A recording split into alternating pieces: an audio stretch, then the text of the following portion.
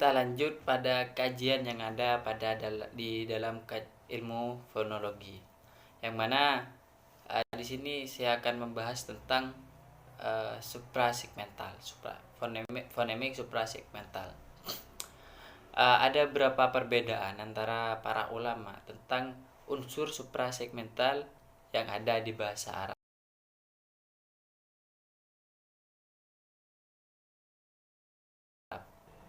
Al-phonemic fawqal qat'iyyah fi lughatil arabiyyah hiya an-nabr wat-taghnim wal-mafsil wat-taul.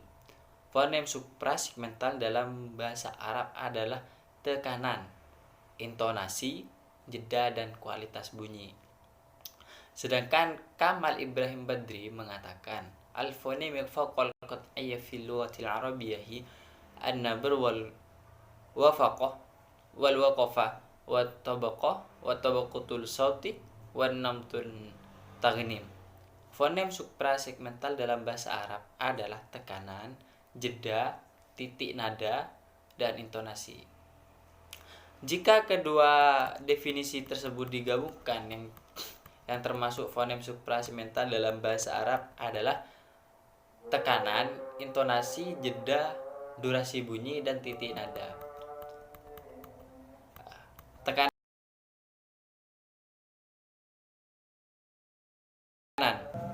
Inggris adalah stress, adalah aktivitas seluruh organ bunyi, speech organ. Di waktu yang bersamaan pada pengucapan suku kata yang diberi tekanan, kita dapat menyaksikan bahwa seluruh organ bunyi beraktivitas secara penuh, di mana otot-otot paru-paru mengencang. Demikian pula halnya dengan gerakan dua pita suara, vocal cords. Keduanya merenggang dan saling mendekat satu sama lain untuk meminimalisir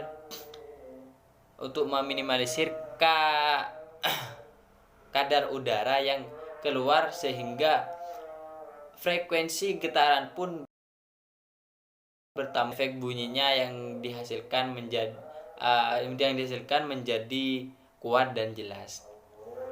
Dalam bahasa Arab sampai saat ini tidak ada panduan khusus untuk menentukan sisi number.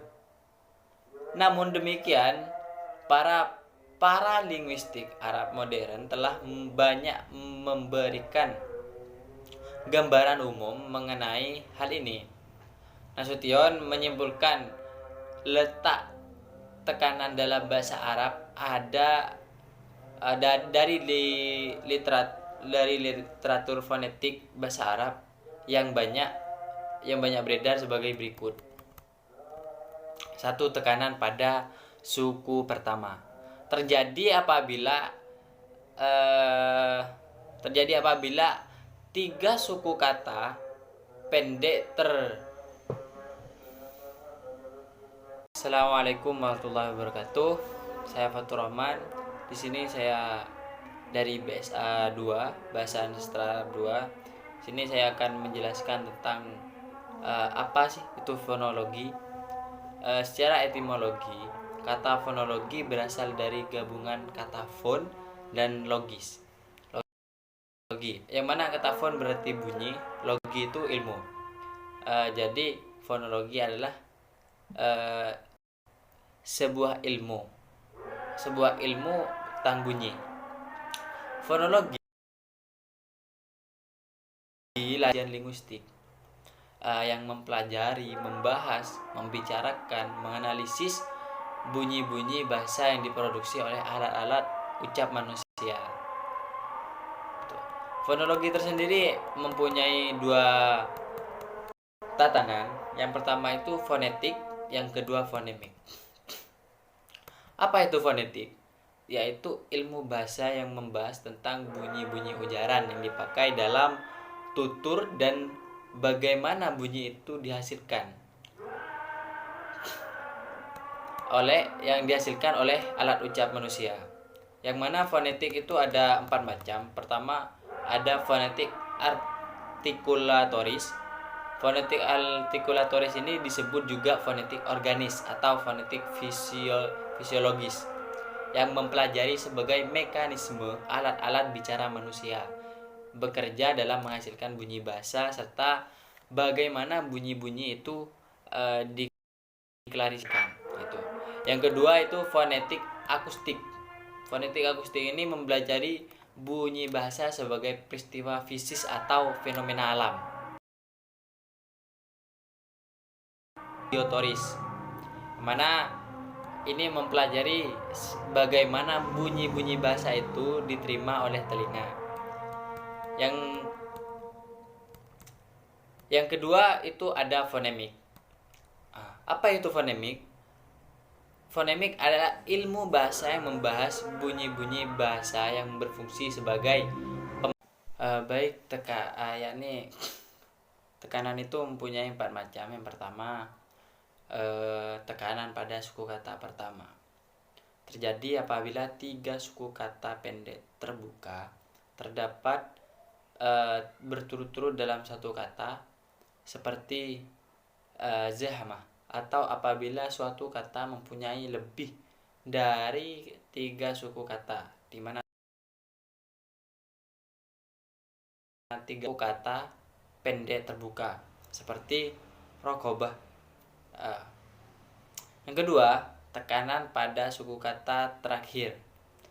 Terjadi apabila kata berwazan konsonan vokal konsonan seperti in dalam kata musta'in, atau berwazan konsonan vokal konsonan ketika wakof seperti nakor dalam kata mustakor, nakor dalam kata mustakor. Yang ketiga, tekanan pada suku kata sebelum terakhir. Terjadi apabila suku kata terakhir tidak berwazan konsonan vokal konsonan dan konsonan vokal konsonan dalam kondisi wakof, dan di dalam kata terdapat 3 suku kata berwazan konsonan vokal berturut-turut, seperti unsur akhaka dzaliman au madluman, maka tekanan jatuh pada suku kata terakhir. Selanjutnya yang keempat, yang terakhir, tekanan pada suku kata sebelum terakhir. Terjadi pada kondisi sebagai berikut.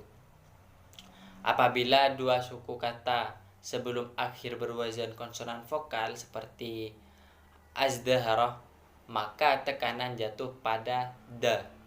Apabila suku kata ketiga dari akhir berwazan konsonan vokal konsonan dan yang sebelum akhir berwazan konsonan vokal seperti morokabaka, maka tekanan jatuh pada suku ketiga dari akhir. Apabila suku kata terakhir berwazan konsonan vokal dan yang sebelumnya berwazan konsonan vokal seperti pada qadamu, maka tekanan jatuh pada suku kata terakhir. Itu.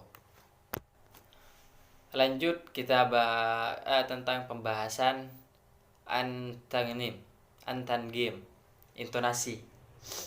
Sejumlah bunyi yang menyusun sebuah suku kata kadang memiliki irama yang berlainan.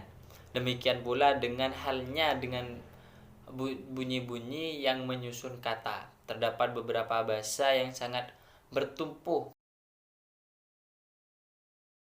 irama bunyi yang menetapkannya sebagai aspek yang vital. Intonasi dalam bahasa Arab merupakan fonem suprasegmental yang berfungsi sekalipun tidak selalu membedakan makna. Intonasi terdapat pada setingkat kalimat. Setingkat kalimat berbeda dengan nada yang terdapat pada setingkat kata. Oleh karena itu, dapat dikatakan bahwa intonasi adalah pembagian tingkatan-tingkatan tinggi rendahnya suara dalam kalimat atau menyambung perbedaan macam-macam tingkat suara pada kalimat sempurna. Intonasi menurut Kamal Bashar memiliki fungsi bahasa yang bermacam-macam, yaitu fungsi sintaksis. Mana fungsi sintaksis ini adalah fungsi yang berperan untuk membedakan pola susunan pada kalimat. Contoh, inna ta'ti tajiduma yasuroka. Dalam kalimat ini tinggi berada pada inna ta'ti dan menunjukkan bahwa kalimat belum sempurna makna dan susunannya. Kemudian intonasi rendah pada kata tajid ma yasuroka yang menunjukkan bahwa kalimat sudah sempurna dalam susunan dan maknanya. Yang kedua, fungsi semantik kontekstual. Fungsi kontekstual ini berfungsi fungsi semantik yang dilihat dari penggunaannya dalam bahasa dan membedakan antara jenis nahwiyah dalam kalimat. Contoh, na'am. Na'am di sini dalam bahasa Arab bisa berarti iya, bisa berarti betul, atau hanya sekedar kata antara penutur dan miratutur sesuai konteks, kapan, di mana, oleh siapa, kepada siapa kata itu diucapkan, seperti itu. Yang ketiga, fungsi sosial budaya. Fungsi sosial budaya di sini yaitu intonasi yang dilihat berdasarkan tingkatan sosial dan kebudayaan yang tentunya dalam golongan atau suatu tertentu. Contoh, orang Batak, orang Papua, orang Madura menyampaikan perkataan dengan nada yang tinggi sehingga terkesan perkataan mereka itu terlihat kasar begitu. Orang Solo, orang Yogyakarta menyampaikan perkataan dengan intonasi yang rendah sehingga perkataan mereka itu terkesan lebih lembut, seperti itu. Yang keempat, fungsi leksikal. Fungsi leksikal yaitu fungsi semantik yang membedakan antara makna-makna kata yang terdapat pada kamus dengan nada. Contohnya kata ma berarti ibu jika diucapkan dengan nada sedang, mama, seperti itu. Jika diucapkan dengan nada tinggi rendah, mama, gitu. Itu seperti kuda. Itu. Selanjutnya tentang durasi. Durasi ini adalah waktu yang diperlukan untuk mengucapkan suatu bunyi yang lazimnya dihitung dalam bilangan detik. Durasi ada yang bersifat alamiah, natural, tapi ada pula yang bersifat muktasah, manipulatif. Secara alamiah, bunyi-bunyi vokal lebih panjang dari bunyi-bunyi konsonan. Durasi yang paling mudah diukur adalah karena perbedaan panjang di antaranya berimplikasi besar pada ketetapan pengucapan. Konsep pemanjangan di sini oleh para ahli qiraat dinamakan dengan gunnah, dengungan.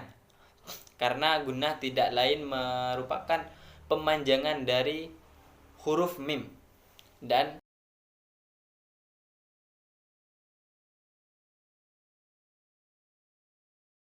bunyi berubah menjadi bunyi nasal yang ditasdid.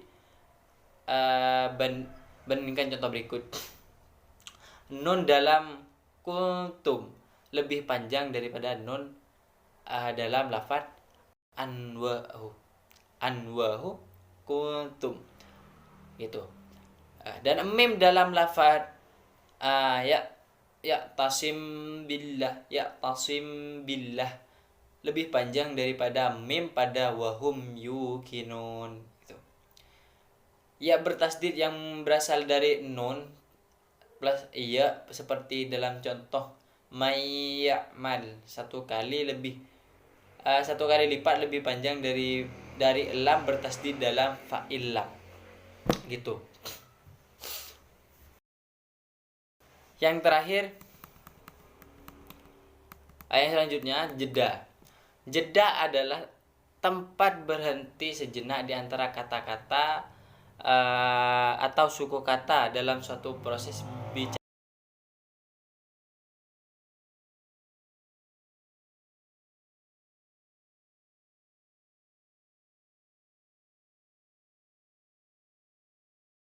bicara. Gitu. Mana jeda itu ada jeda antar kata dalam frase diberi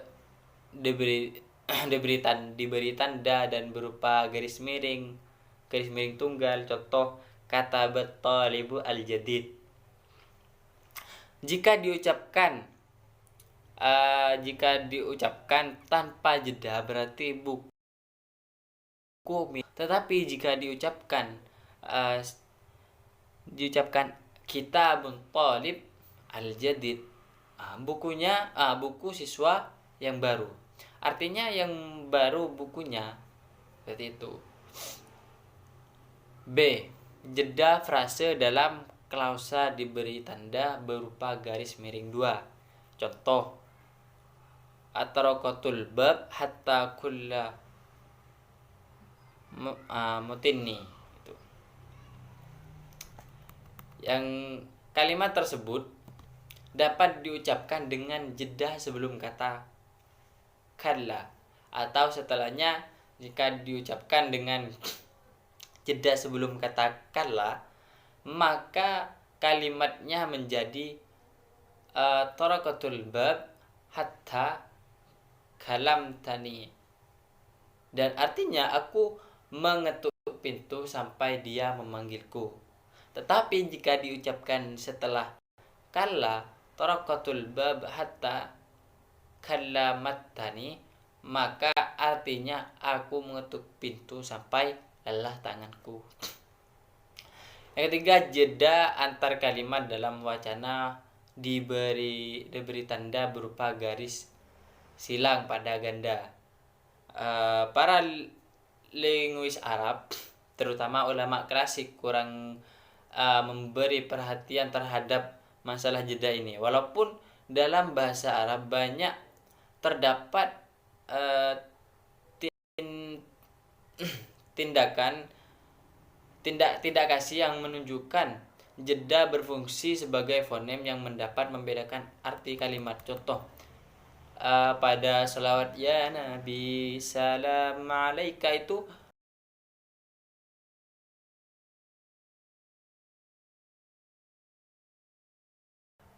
habis itu nanti dituliskan ya Rasul salam alaika, seperti itu. Mungkin hanya ini saja yang dapat saya sampaikan. Kurang